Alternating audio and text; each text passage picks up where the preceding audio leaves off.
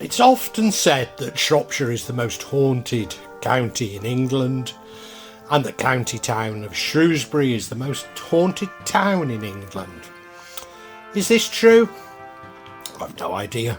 There's certainly plenty of ghost stories. I mean, I grew up in Shrewsbury and I grew up with these ghost stories. But over recent years, the commercialisation of ghost hunting and ghost walks, etc., I think has led to a proliferation of these stories, many of which I'm somewhat dubious of. Now, you'll hear on my other vlogs my views on ghosts and spirits and the paranormal, and believe me, I'm not suggesting they don't exist, but I do have a sort of a deeper psychological view of it all, which you can explore on this channel. But for now, let's go along with the fact that there are many ghost stories abounding in Shrewsbury, and I want to just look at a few.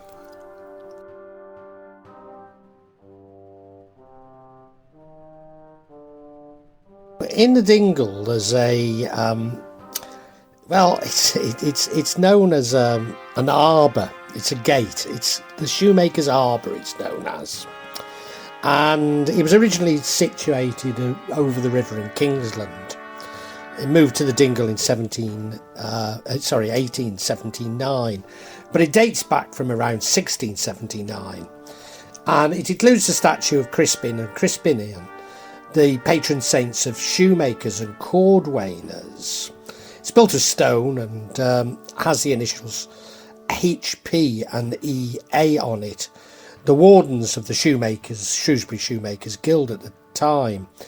And indeed, the Shoemaker's Arbour plays a large part in the song Thomas Anderson by David Harley that describes Thomas Anderson's execution in 1752, who was a participant of the Jacobite Rising of 1740.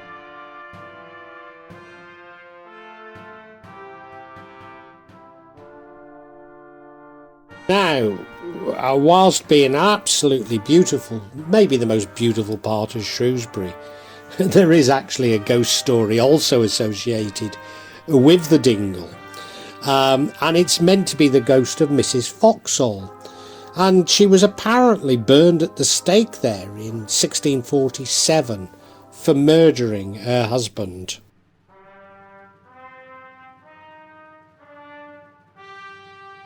Down by the river in the quarry is a statue of Hercules. Now, this statue was apparently cast in Rome, but he stood for many years at Condover Hall, and of course Condover Hall is featured, well, it's the main part of my vlog, The Bloody Hand, so do listen to that. Apparently, after being in Condover Hall, he was sold to a plumber who was going to melt him down, but he was saved and he was erected somewhere close to Shrewsbury Jail. He was then presented to the quarry and was moved to its current position in 1881. Now, I remember him. I believe it's made of lead, hence him being of interest to the plumber to melt down. But I always remember him having been castrated, and where the surgery had taken place, there was always red paint on it. But I understand he's also been daubed in football colours, etc.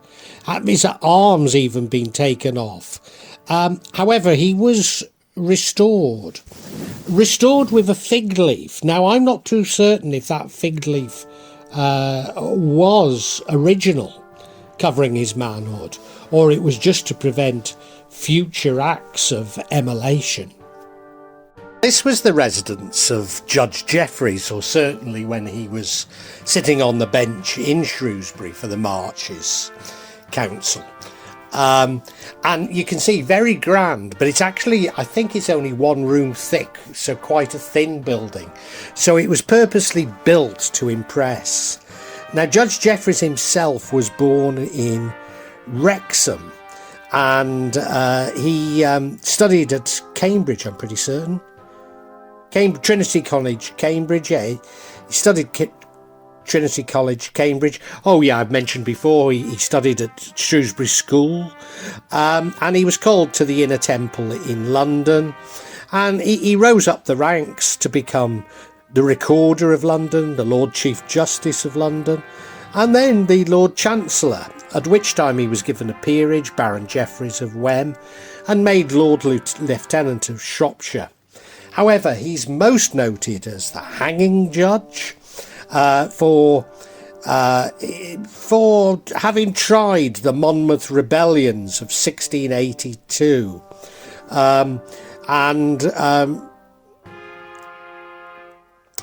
he may be executed as many as 700 poor miscreants from Monmouthshire. He's been accused of vindictiveness and hard sentencing, and that's certainly how I knew of him.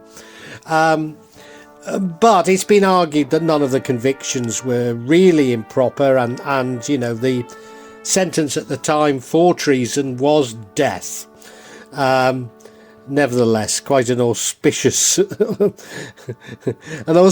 person and an auspicious house.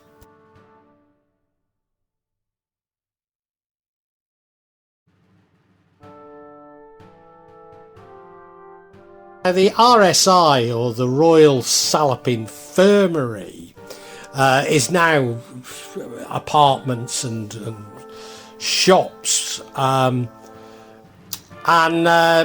there's many stories about it, but two most notable notes are a matron and a poltergeist who throws everything on the floor at night. But more sinisterly is a white lady who is said to haunt the operating theatres. Many see her as signifying death, and she appears when people are going to pass over.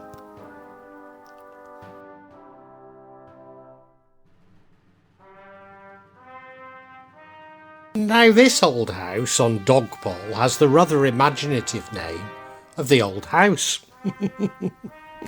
And surprise, surprise, there is a ghost story associated with it. Apparently, an old man is sometimes seen and heard, particularly walking up and down the staircase. And it's accompanied by the smell of burning flesh. Now, there aren't any historic records of any occupants of this house ever having been burnt to death. But the early owners were Roman Catholics, and of course this was at a time of religious persecution when Catholics were burnt at the stake. Although, as I say, there's no evidence that this is.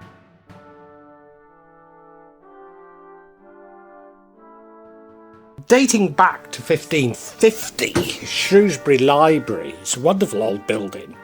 In fact, it's the original building of Shrewsbury Schools, before it moved to Kingsland, into the old workhouse. And it was here that Charles Darwin attended, along with Sir Philip Sidney. And surprise, surprise, there is a couple of ghost stories associated with it.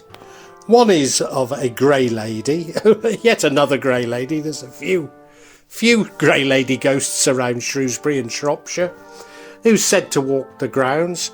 But also, apparently, this was the site of the original Shrewsbury jail. And there are meant to be apparitions as a result of it having been a jail. Particularly sort of poltergeist activities and, things like sellotape flying through the air and things like that.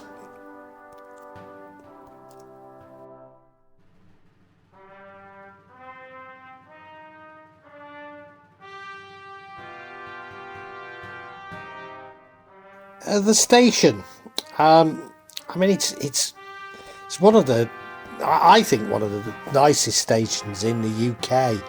So to arrive at it is a real joy. It was originally built in 1848 and served the Shrewsbury to Chester line, the architect being Thomas Penson of Oswestry. And it was extended in 1899 and 1903 by the construction of new floors underneath the original station building. Supposedly imitation Tudor. I'm not too certain it is. No. Oh, I suppose, yeah, it looks a bit like the library, the old Shrewsbury schools, which is Tudor, yeah. Yeah, no, it does mirror that. It was operated jointly by the Great Western Railway and the London and North Western Railway. Well, yeah, there's a ghost, or maybe two, associated with it. It's the ghost. It was during the winter of 1888, which is apparently a bad one, and a local coal merchant who I'm not sure if he was a councillor or MP. His name was Thomas, and he was going to London from platform 3. But unfortunately, the ornate glass roof gave way under the weight of the snow and killed poor Thomas. And he still hangs around under the platform. Platform 3, making his presence known to people.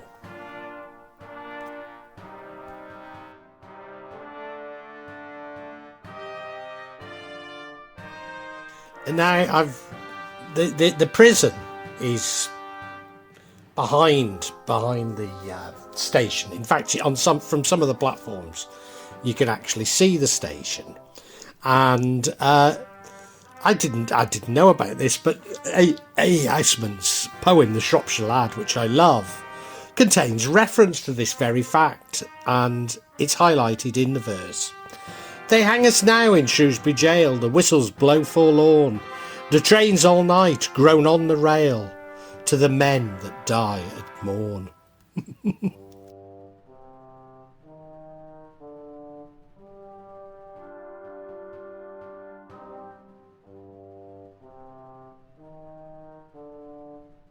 I can't really do a vlog on Ghosts of Shrewsbury without talking about the prison, or the Darner as I knew it. But I've got to admit that actually we might have seen the Darner as auspicious, but only for fright that we'd end up in the Darner, not so much as a result of apparitions. I mean, I suppose it should come as no surprise that there would be ghosts in Shrewsbury Prison. After all, it began as a Georgian prison and was later rebuilt on, that was in 1793, and was later rebuilt on as a Victorian prison in 2013. And there were numerous hangings, executions took place at the prison, often public executions. Indeed, one of the ghosts, I think it's a grey lady, is meant to be a girl that was hung there in Georgian times. I should say that the old Georgian prison, it's below the Victorian prison that still stands. And there's even Georgian tunnels underneath. So, it's no surprise, but, these weren't stories I grew up with. There's supposedly a shadow man that goes along the A-wing. And it's believed that he was an ex-prison officer. There's also, but I think this was quite recent, but there's been a history of suicides in the prison. And it's now used as a film location, and while filming for Holby City, one of the crew met with the governor's wife, but this governor's wife died 200 years ago. Indeed, it has a reputation for either being the most haunted prison in the UK, or some say the second most haunted prison in the UK. But why should this be? Well, it's been taken over by a commercial company who do ghost hunts, ghost walks. You can even spend the night there with Ouija boards, etc. And I have to say, I think many of these stories are perpetuated for commercial reasons. And, there've been numerous TV shows of people in paranormal investigators in the prison. Now, I'm not trying to say that there aren't strange goings on. There's bound to be, but in a town like Shrewsbury? Is it the most haunted place? I'm not sure. Now, I suppose if there is something auspicious about it, the last hanging was on February the 9th, 1961.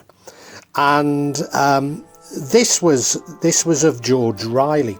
He was only 21 at the time of the hanging. Now, I knew his younger brother. Well, most people in Shrewsbury did. And he was convicted of the murder of his neighbour, 62-year-old Mrs. Adeline Mary Smith.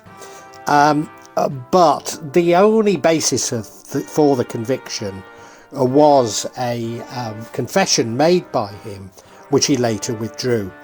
Now, I'm not trying to paint him out as being a saint.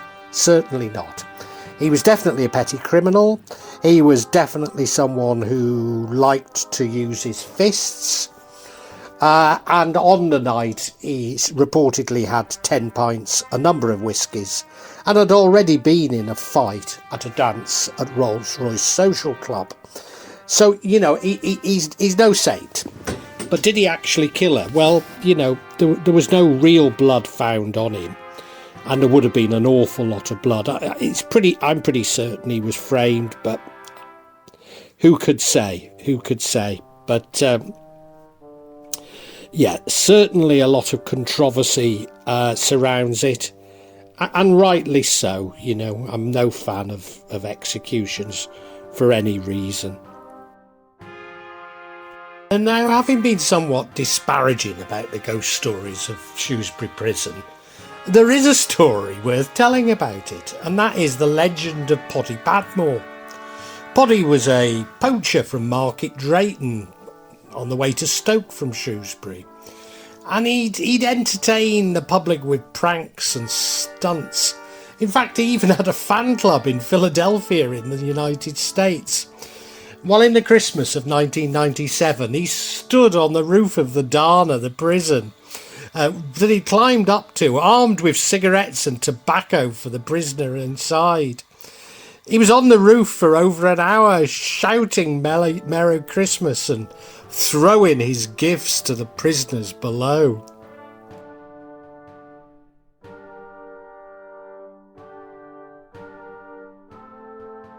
Well, I really hope you've enjoyed this vlog, and if you have, can you help me out a little?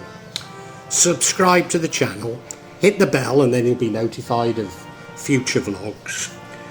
But also hit the like button and make a comment, because these seem to be what determine the YouTube algorithm, and I'm being really punished by it. So whatever help I can get from you is so appreciated. It really is.